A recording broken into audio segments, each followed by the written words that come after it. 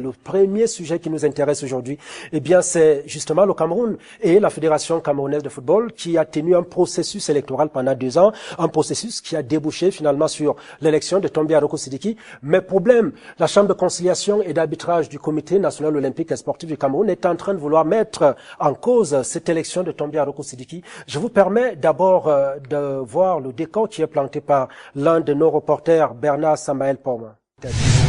Le 28 septembre 2015, Tombi Aroko Sidiki est élu président de la Fédération camerounaise de football, mais pour certains de ses adversaires, à l'instar d'Abdourahmane Amadou et de Joseph Antoine Bell, les dites élections étaient entachées de contrariété.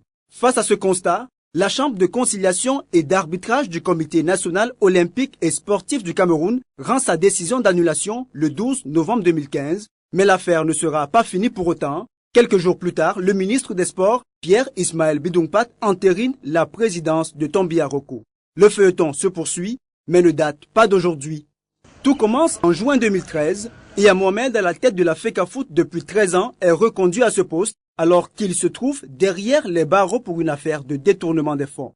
Une situation qui irrite les 2 autres candidats déchus, John Begini, vice-président sortant, et Marlène Mvoutou. La commission de recours des élections de la FECAFOOT annule alors le scrutin et de nombreux troubles s'en suivront. Le 22 juillet 2013, une solution provisoire est trouvée, la mise sur pied d'un comité de normalisation chargé de la révision des statuts de la FECAFOOT et des élections d'un nouveau bureau d'ici le 31 mars 2014. Mais là encore, les procédures piétinent.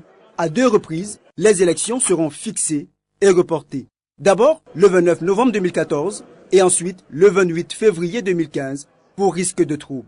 C'est donc après 25 mois de transition au lieu de 8 que la Fédération camerounaise de football connaît à nouveau un président légitime, mais contesté pour avoir été l'une des têtes pensantes du régime Iya Mohamed.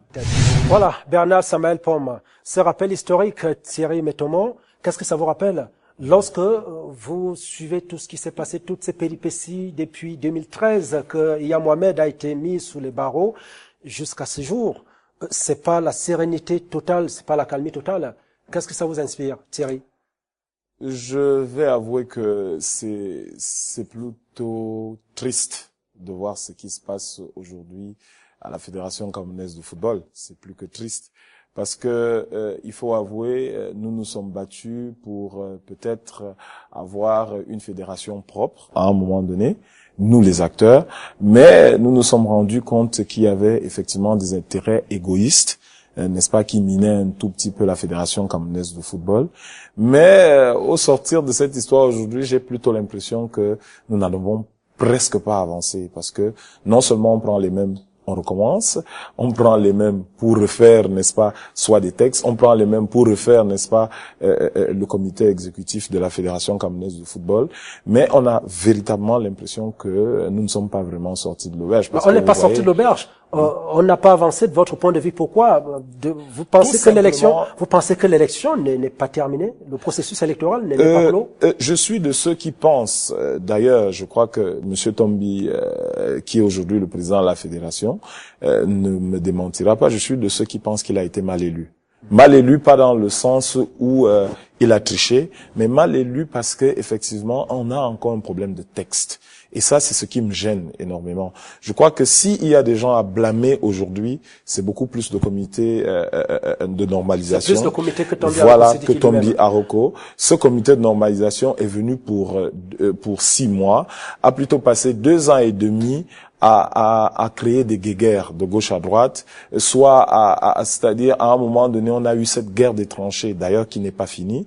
D'un côté, les pro-Tombi et de l'autre, n'est-ce pas, ce comité qui s'est constitué petit à petit avec Abdourahmane Amadou et Bel Joseph Antoine et les autres, ce qui ne nous aide pratiquement pas, parce que mine de rien, c'est une bagarre permanente et qui ne nous permet pas d'avancer. Oui, et essayons d'écouter Abdoulaye Addo qui est votre voisin. Ouais. Abdoulaye, je présume que pensez-vous que le processus est terminé et qu'il faut passer à autre chose, avec notamment la position, la sortie du ministre des Sports et de l'Éducation physique du Cameroun qui a tranché en désavouant la Chambre de conciliation et d'arbitrage du Comité olympique. Oui, on est obligé de passer à autre chose parce que dans la vie, il faudrait quand même à un moment donné, quand une république a des défis à faire, qu'on essaye de passer à autre chose. Les défis, en vérité, les défis, c'est... Quels sont les défis du D'abord, il y a la CAN féminine de 2016, que le Cameroun devra abriter, je crois, en novembre 2016. Puis également, il y a la CAN de 2019. La grande CAN des hommes. Voilà. Alors, justement, parce qu'il y a ces défis-là qu'il faut relever, qu'il faut tenir, il faut marcher sur les textes.